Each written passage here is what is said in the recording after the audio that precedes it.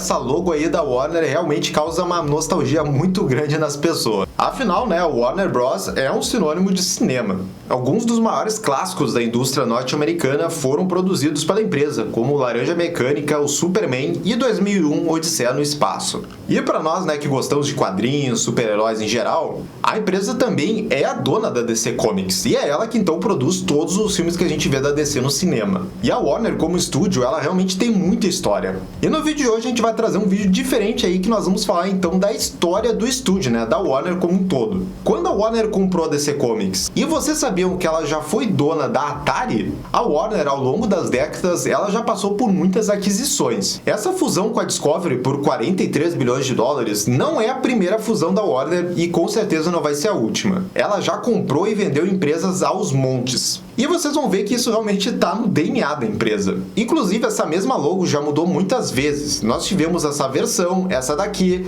essa vermelha e a clássica com o fundo azul. Então, sem perder mais tempo, roda a vinheta e vamos então ver juntos a história da Warner.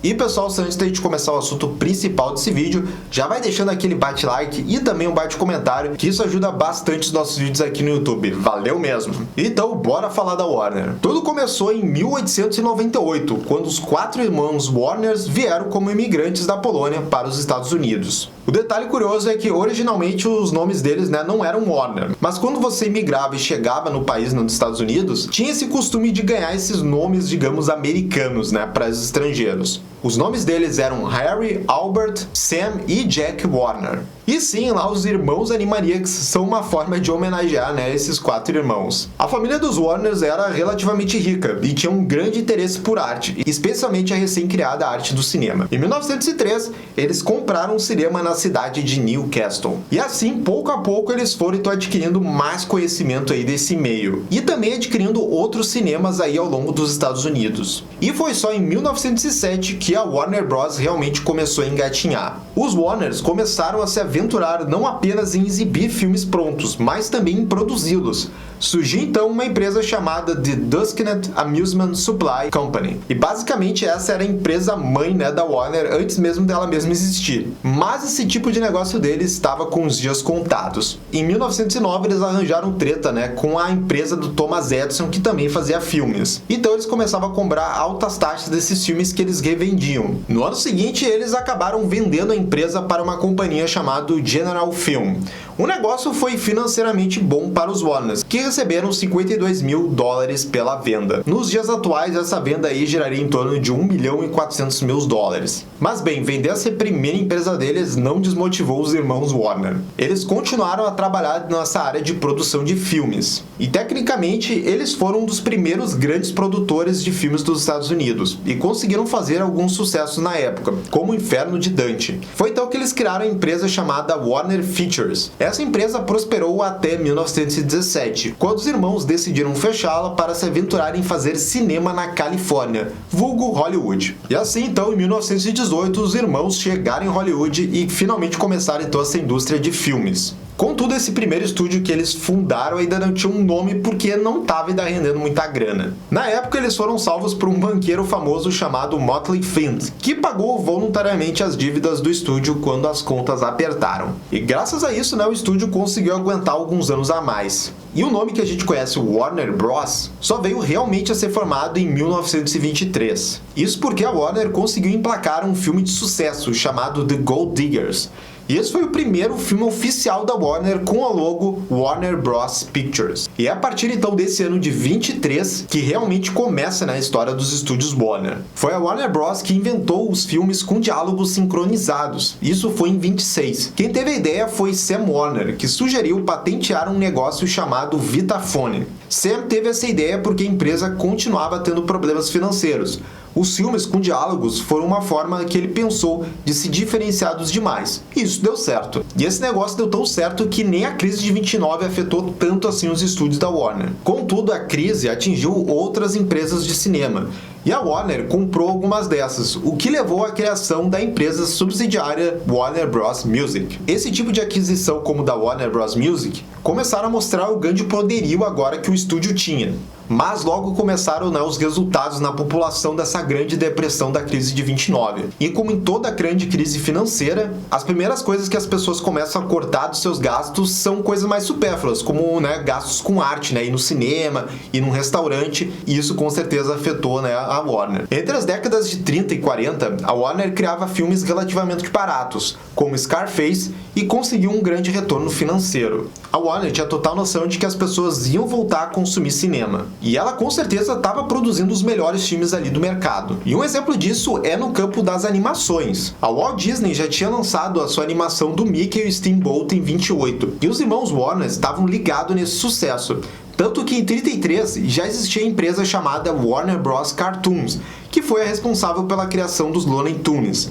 Esses desenhos fizeram muitos sucessos, pois eram exibidos antes dos filmes. Mais ou menos ali já na década de 50, a Warner já tinha um conglomerado gigante. E num nível de estrutura assim com bastante gente, né, claro que vão rolar tretas. Em 1948 rolou um negócio chamado de caso Paramount, que mudou completamente como os filmes agora iam ser distribuídos nos Estados Unidos. Até então, o estúdio que fazia os filmes, né, também podia distribuir eles. Com a mudança, né, desse caso da Paramount, produção e distribuição viraram coisas completamente diferentes. Agora, qualquer cinema poderia ir lá e exibir um filme da Warner, por exemplo. Eventualmente, essa mudança se provou muito boa para o cinema, mas na época os lucros da Warner caíram mais de 50%. E não só a Warner, mas todos os grandes estúdios de Hollywood, né, estavam sendo afetados por essa mudança na distribuição e produção. E ao longo de toda essa década de 50, a Warner passou por maus bocados. A empresa conseguiu melhorar um pouquinho nos anos 60. Subindo um pouco seus ganhos, mas ela ainda não estava saudável financeiramente. E a questão nem era tanto do estúdio, mas sim a questão do gosto, né, do cinema das pessoas. Que o cinema norte-americano ele estava mudando. Era o fim da era de ouro de Hollywood e estava começando a nova Hollywood. Novos cineastas estavam produzindo filmes independentes, filmes completamente diferentes. E em 66 veio a bomba. A Warner foi colocada à venda pelo atual, né, presidente da empresa, que era um dos irmãos Warner, porque ele não sabia direito que rumo tomar mais com o estúdio. A partir daí teve um monte de tretas com altas porcentagens da Warner sendo comprada e depois vendida, mas foi no final dessa década que um novo presidente assumiu e a DC Comics entrou na jogada. E é bom dizer aí que nessas compras e vendas aí que teve durante essa década, foi que o último irmão Warner então deixou a empresa, né? Agora ela estava sob nova direção. A nova empresa que comprou a Warner, a Kinney Company, em 67, tinha adquirido a National Periodic Publications, que basicamente era a DC Comics antes de se chamar DC Comics. E assim, toda a propriedade da DC caiu no colo da Warner sem ela saber essa mina de ouro que ela tinha ganho. Isso que eu chamo de um negócio de ocasião mesmo. Em 72, a Warner Bros. Seven Arts deixava de existir para ressurgir como a Warner Bros. Inc. Acima dessa empresa existia a Warner Bros. Communications, e sob esse nome surgiram clássicos do cinema, como Laranja Mecânica e O Rei da Comédia. Aliás, aquela logo da Warner que aparece no começo lá do filme do Coringa, que é toda vermelha, é baseada aí nessa logo desse período aí da década de 70. A Warner Communications era basicamente um super conglomerado. Tinha filmes, tinha TV, tinha séries e muito mais. A série clássica da Mulher Maravilha foi a primeira série da DC oficialmente produzida com essa logo da Warner. O desenho As Aventuras do Batman também foi a primeira animação da DC com a logo da Warner. Até então, em 72, as animações da DC eram produzidas por um estúdio lá de animação, a Filmation. E após 72, essas animações então ficaram centralizadas então dentro da Warner. E em 78 tivemos o filme do Superman, e lentamente a Warner criava uma nova cultura de filmes de heróis. Todas essas produções foram grandes sucessos. A Warner voltou a ser um dos grandes conglomerados aí dos Estados Unidos. E ela estava se achando tão bem que ela resolveu se aventurar aí no mercado de games, que era algo que estava aí, né, no burburinho do momento. A Warner Communications comprou a Atari em 76. No primeiro momento, essa aquisição trouxe grandes resultados para a Warner, mas quando aconteceu o crash dos videogames de 83, a Atari não se recuperou e a Warner vendeu a empresa para um outro grupo. Então chegamos no ano de 89 e nós tivemos o grande lançamento do filme do Batman. E é também o ano de umas fusões mais importantes aí da história da Warner. Pois é que mesmo com todo o sucesso financeiro que a Warner Communications estava tendo, ela podia ser realmente vendida. Foi isso que aconteceu quando a empresa Time Inc. decidiu comprar a Warner por uma bagatela de 14 bilhões de dólares. O que dá nos dias de hoje algo em torno de 31 bilhões. Esse foi um dos negócios mais importantes aí de Hollywood no momento. A Warner passou a se chamar Time Warner Inc. Reza a lenda que essa compra da Warner pela Time afetou diretamente o filme do Batman do Tim Burton. E supostamente esse seria o motivo daquela logo do Batman estar diferente no filme, né? Aquele morceguinho. O fato é que depois da aquisição, a Warner sempre divulgou o filme com a logo certa do Batman e ela foi reutilizada corretamente no Batman Retorno. Isso porque tinha uma indecisão de quem realmente era o dono da imagem do Batman. É realmente muito confuso e quase ninguém sabe a história realmente verdadeira. De qualquer jeito, a Time Warner rapidamente se tornou um monstro de fazer dinheiro, e a empresa teve uma rápida expansão. Em 96 aconteceu outra aquisição muito importante da Time Warner, o que fez a Warner recuperar o direito dos seus filmes clássicos pré-anos 50, e de quebra entregou o Cartoon Network e a TNT nas mãos da Warner. Essa aquisição foi muito importante para a expansão internacional da marca Warner, sendo o Cartoon Network ali como um dos meios, né, mais propagadores aí da empresa mãe da Warner. Enquanto acontecia essa expansão da marca, a Warner simplesmente liderava, né, as produções de conteúdos das mais variadas mídias. Filmes blockbusters como Batman arrecadavam demais. Na televisão, produções de séries como Friends e produções da HBO garantiam sucesso comercial e artístico para suas produções. Na área infantil, o Cartoon Network liderou a revolução dos canais infantis na TV a cabo.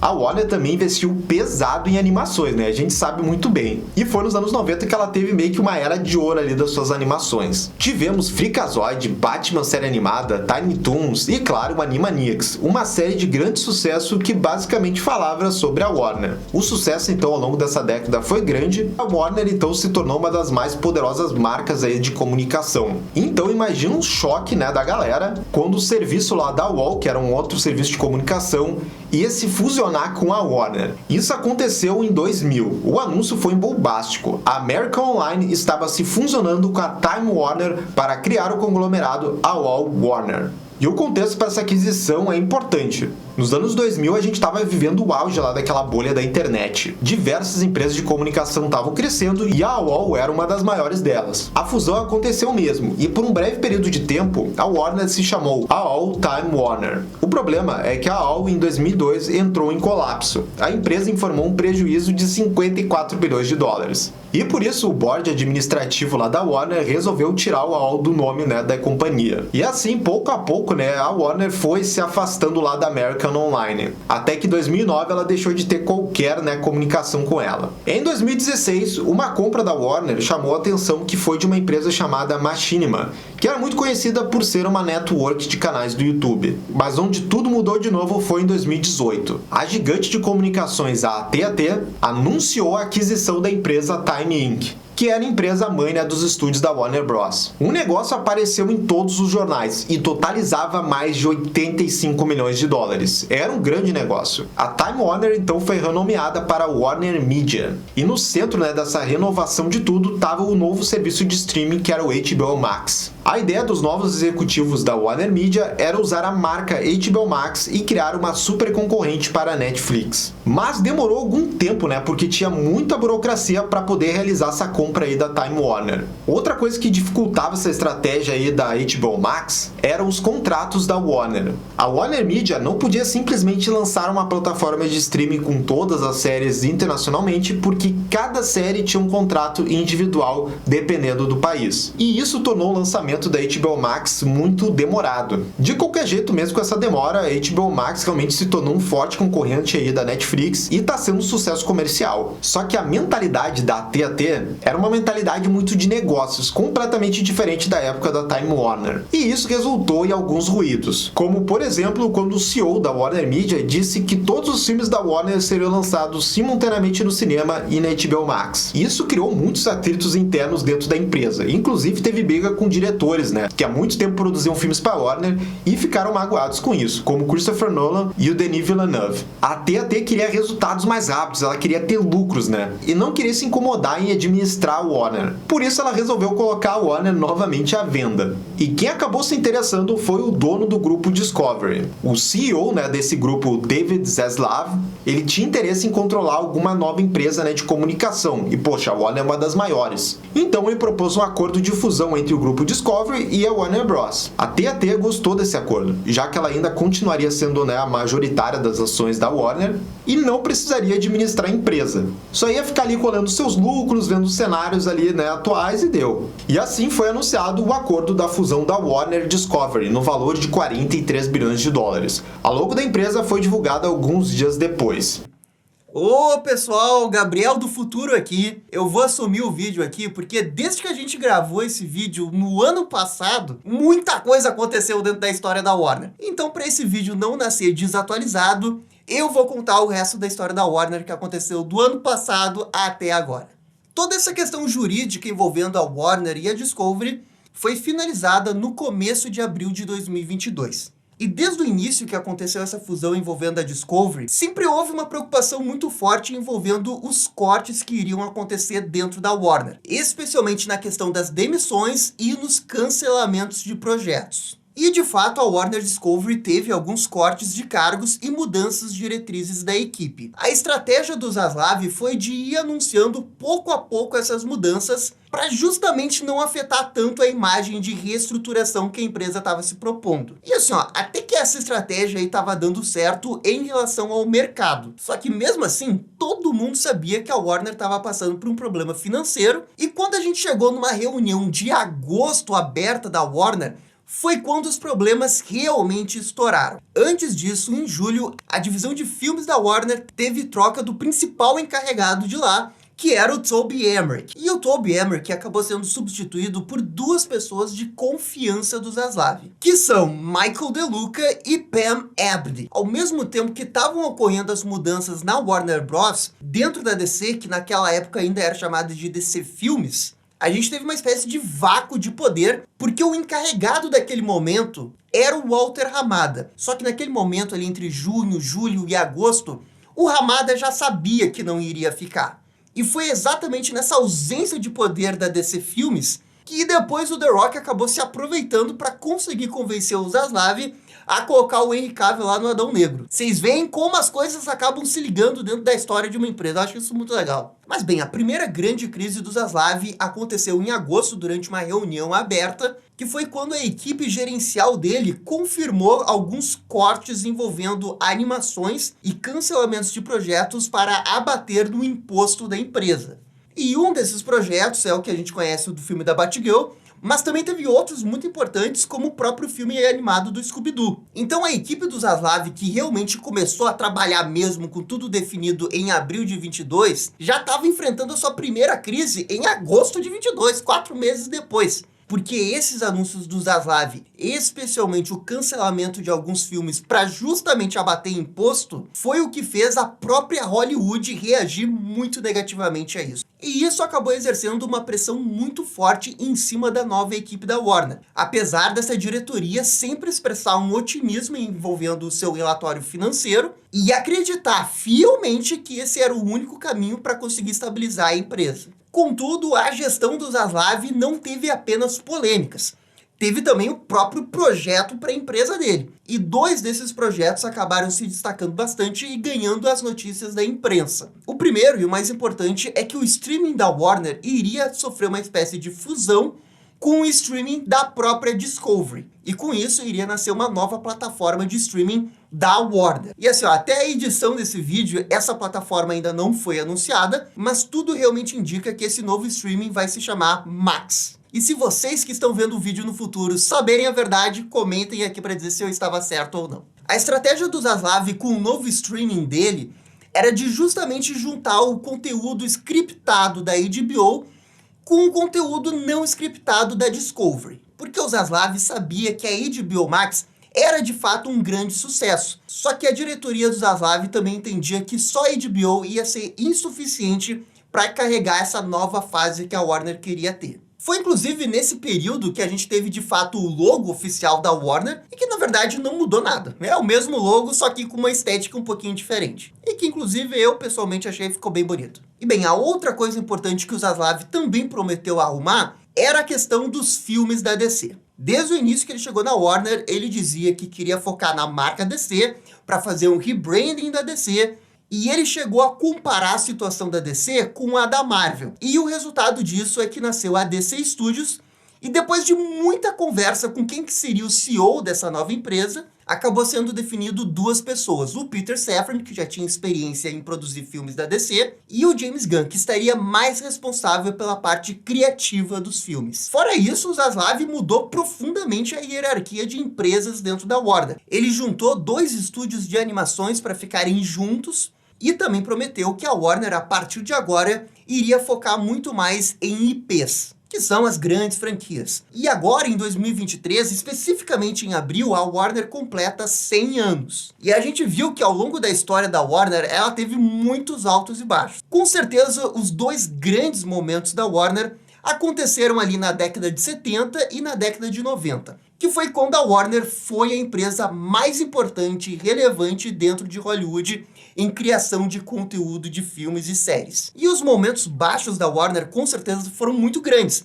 Ela quase fechou algumas vezes ao longo da história. E essa crise financeira mais recente que ela vive é mais uma crise financeira que a Warner vive. Com certeza não é a pior de todas e com certeza ela não vai fechar, ela vai continuar, porque só mesmo que aconteça o pior dos cenários e o plano do Zaslav dê totalmente errado, a Warner se tornou uma instituição de Hollywood. Mesmo que dê tudo errado, sempre vai ter alguém interessado em gerir a Warner. Com certeza a gente olha para o futuro da Warner esperando grandes projetos, grandes filmes, grandes séries e grandes animações. E claro, um grande sucesso no plano da DC. É isso que a gente espera. Mas enfim, gente, esse é um breve relato da história da Warner.